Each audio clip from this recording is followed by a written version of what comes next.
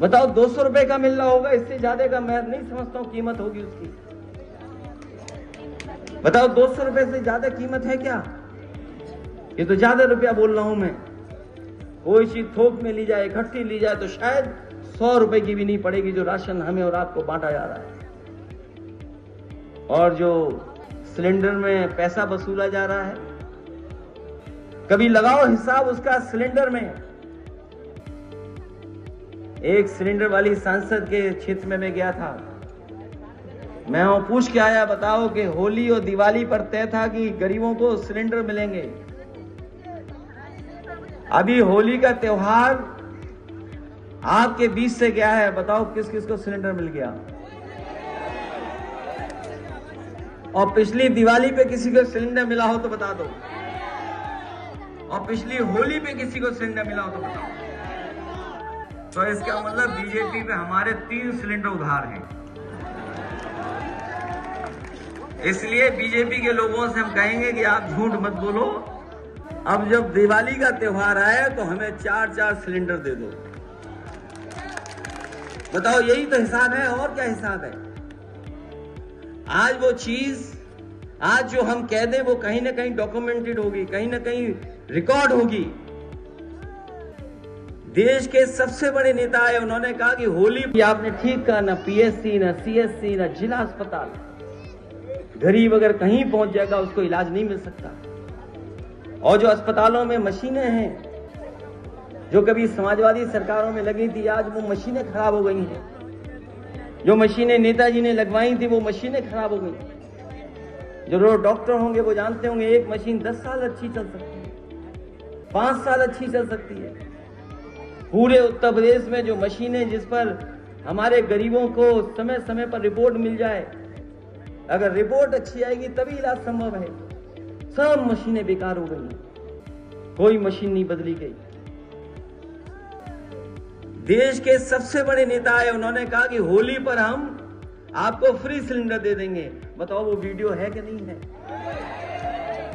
हमारे मुख्यमंत्री जी ने कहा कि हमने उसके लिए बजट दे दिया है, और बजट दे करके सबको फ्री सिलेंडर मिलेगा। वो वीडियो है कि नहीं है? तो बताओ, हिसाब लगाओ, सिलेंडर की कीमत क्या है आजकल?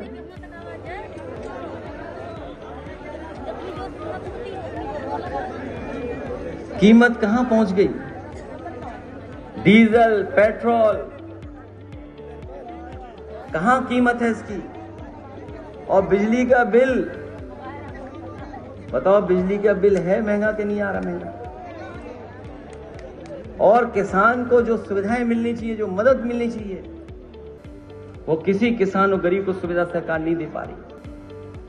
एम्बुलेंस चलती थी वो बेकार कर दी, 100 नंबर वाली पुलिस 112 कर दी, वो खराब कर दिया। केवल नाम नहीं बदला, पुलिस को लगा कि 100 नंबर से 112 हो गया तो इसका मतलब हमें भी अपना रेट बढ़ा देना चाहिए। बताओ, 100 नंबर था तब ठीक चल रही थी पुलिस, और जब से 112 हुई, बताओ क्या हो गया पुलिस को? और ये आपने ठीक कहा, योजना बनाई जो उत्तर प्रदेश वालों को योजना समझ में नहीं आ रही है। मुझे लगता है कि जो $1 ट्रिलियन वाली भाषा है वही दिल्ली वालों ने कहा है। और जब बजट के पन्ने पलटोगे आप, तो उन पन्नों पे लिखा है कि उत्तर प्रदेश की जो बेरोजगारी दर है वो 4.2% है बस। और जब भी उनसे पूछो रोजगार, नौकरी, काम, तो वो कहते हैं कि हमने बेरोजगारी दर 4.2% कर दिए, 4.2%। इसका मतलब यह हुआ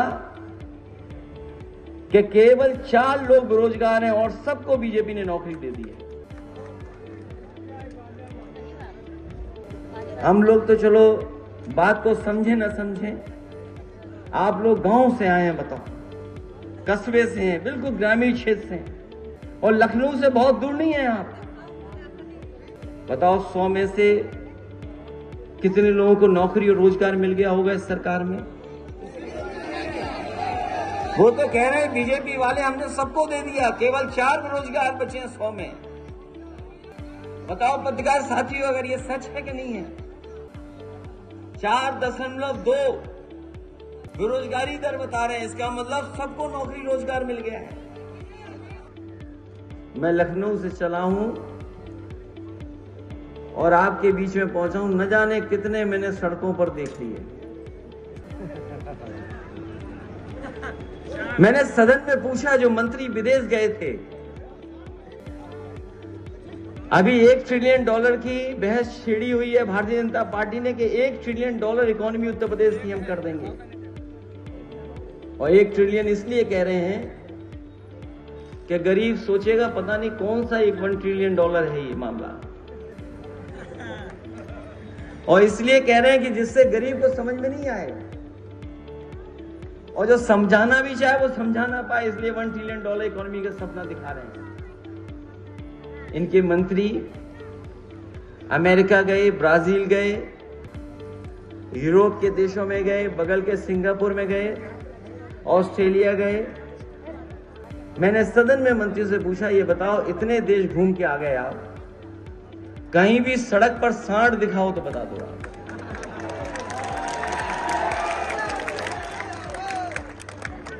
अमेरिका दुनिया में सबसे ताकतवर देश है। बड़े बड़े मंत्री गए थे वहां पर अमेरिका में इन्वेस्टमेंट लाने के लिए, MOU लाने के लिए।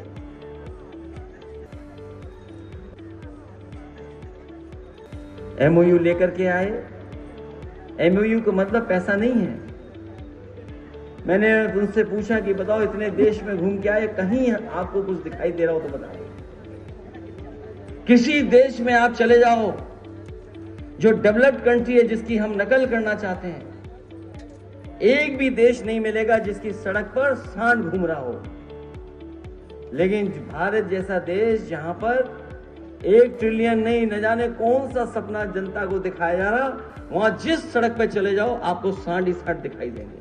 एक नौजवान अगर उस रास्ते पे चल जाएगा तो समाज के साथ साथ हमारा उत्तर प्रदेश भी खुशहाली के रास्ते पे चला जाएगा। हमें विरासत में जो मिला है समाजवाद, ये बड़ी चीज है। जिन लोगों को समझ में नहीं आता है समाजवाद, उनको हम समझा भी नहीं सकते समाजवाद। लाख कोशिश करेंगे तब भी नहीं समझा पाएंगे। और खासकर उनको जो ये कहते हैं सबका साथ सबका विकास, जो लोग कहते हैं कि उत्तर प्रदेश में राम राज्य आ जाएगा। दिल्ली की सरकार, लखनऊ की सरकार राम राज्य लाना चाहती है, लेकिन अगर पन्ने उठाओगे और सिद्धांत को पढ़ेंगे वो लोग, तो समाजवाद से ही शुरुआत होती है राम राज्य की, और कोई रास्ता नहीं है जहां से राम राज्य लाया जा सके।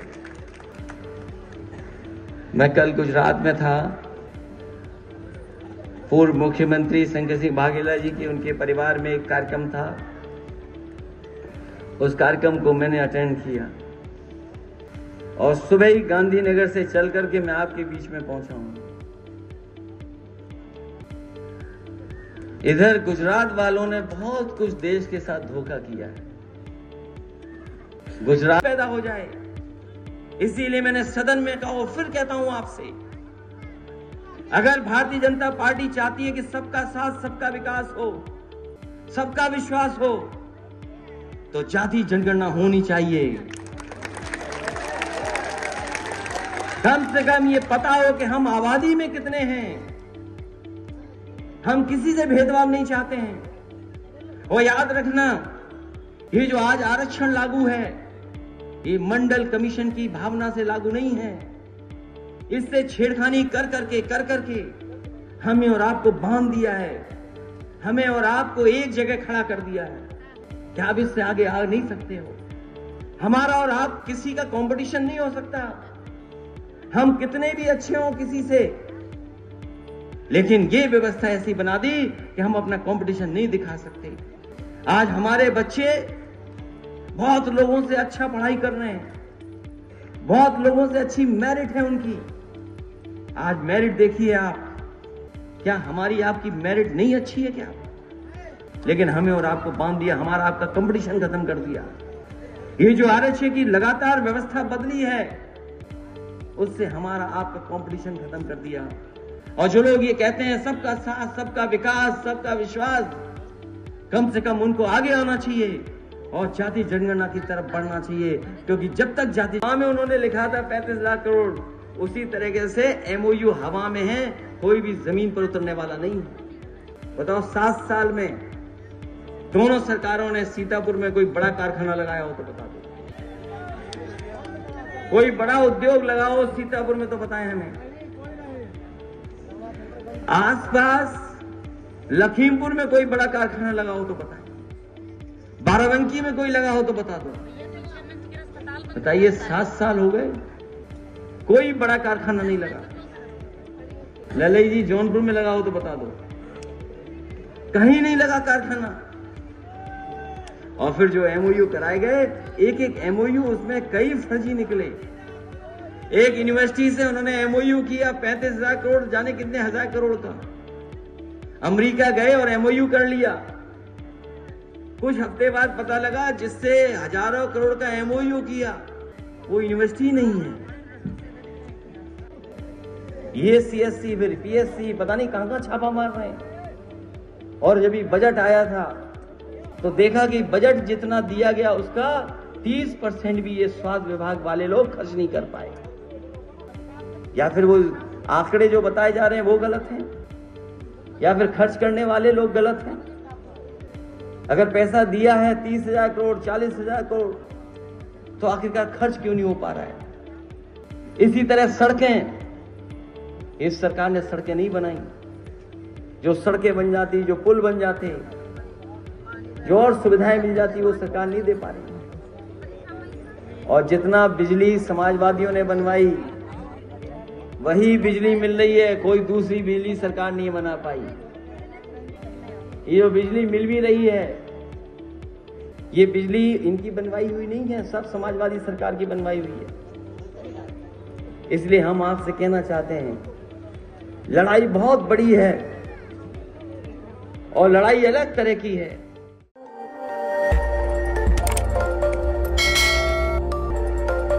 खबर आपकी, नजर हमारी। देखते रहिए आई इंडिया।